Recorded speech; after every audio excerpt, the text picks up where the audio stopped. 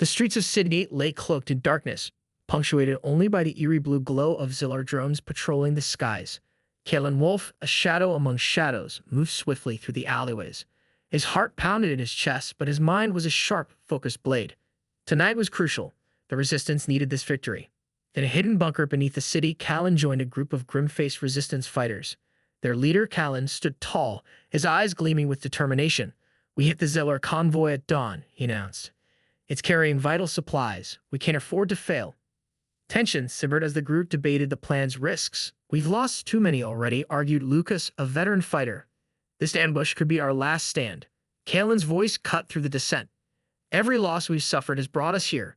We do this for them, for our future." His words reignited the group's resolve, and they prepared for the mission ahead.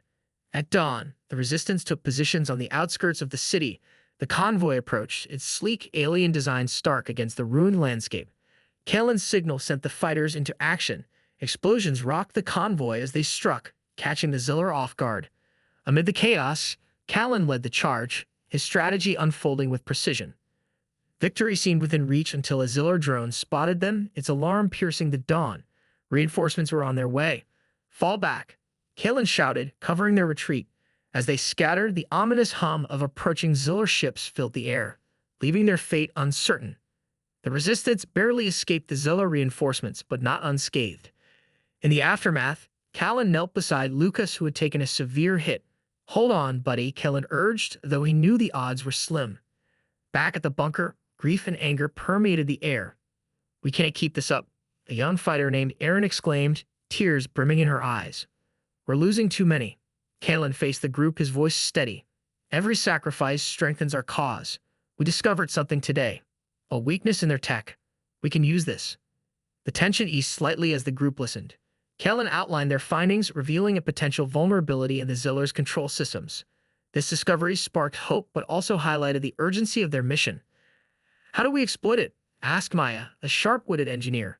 "With Dr. Amelia Voss's help," Kellen replied, introducing the scientist who had been secretly aiding their efforts. Her expertise could turn the tide, but it required a daring plan.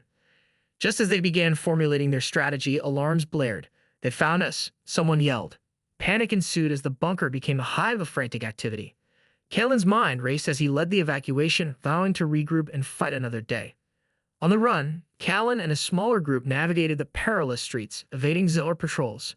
Sydney had become a war zone, its once vibrant energy replaced by fear and desolation. They reached a safe house where Dr. Voss awaited them. "We have a window of opportunity," she said, diving into the technical details of the Zillar's control systems. Her plan was bold: infiltrate the Zillar headquarters and disable their network from within. The group listened intently, their spirits buoyed by this glimmer of hope. "It's risky," Kalen admitted, "but it's our best shot." Preparations began in earnest. Each member of the team had a crucial role, from sabotage to distraction. Kalen's leadership was unwavering, his belief in their mission unshakable.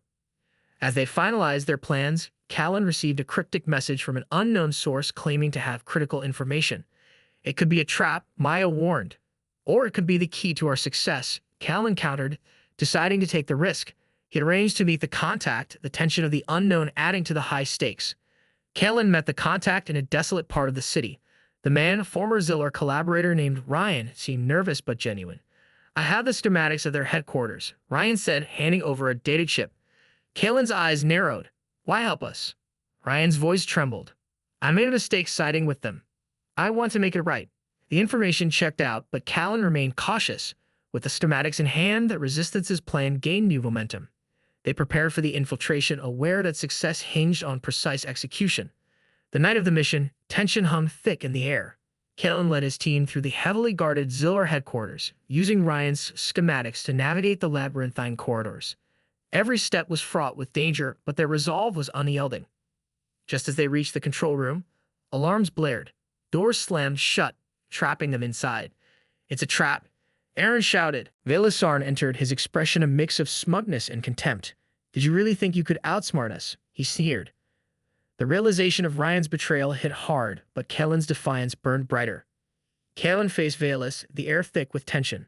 "You underestimated us," Kalen said, his voice steady. "Humanity's spirit can't be broken." Velis laughed, a cold, mirthless sound. "Your spirit is irrelevant. You will be crushed."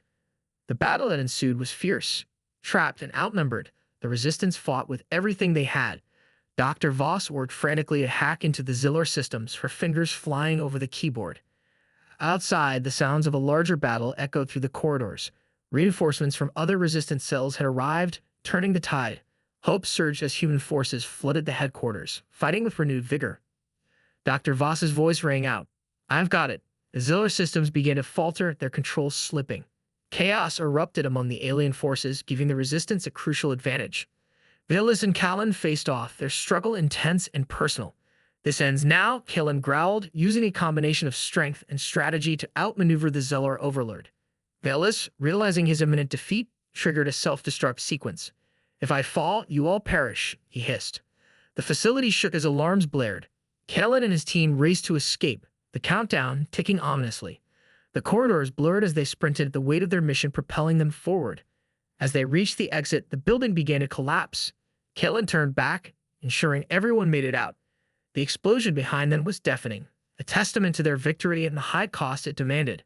Breathless and battered, the resistance emerged into the dawn of a new day. Callan stood tall, his heart swelling with pride and hope. We've won a battle, he said, his voice carrying the weight of their journey. Now we rebuild.